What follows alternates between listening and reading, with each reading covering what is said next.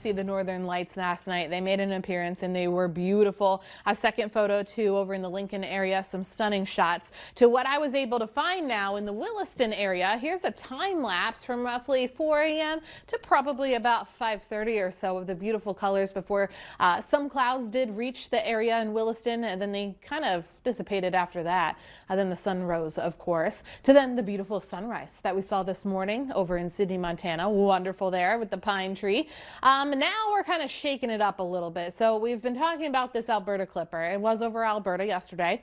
Now it's moving through into Canada, into Manitoba, eventually into Minnesota. That's the cold front that got us a couple of raindrops last night. But as we go throughout the day, it's competing with two high pressure systems over the Rockies.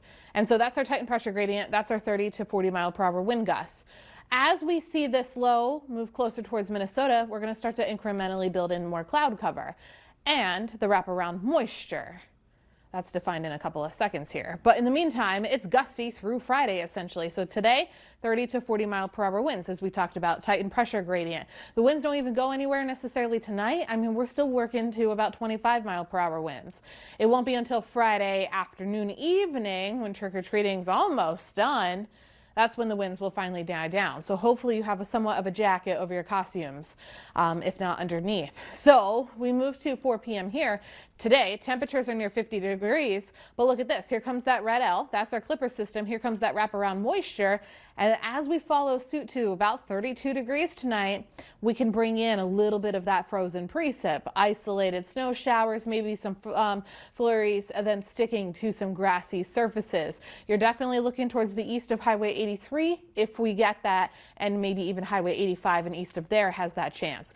But having said that, then high pressure builds into night. We fall to Friday afternoon into the 30s, and that's where we're going to see less wind overall and mostly cloudy skies persist. It won't be until Saturday when we start the rebound temperature wise from the 40s and 50s, with a south wind having a little bit more of an influence than once we go into our Sunday time frame. So that's where we're going to go from the coolest day so far of the year, of the season I should say, on Friday for Halloween at 40 degrees.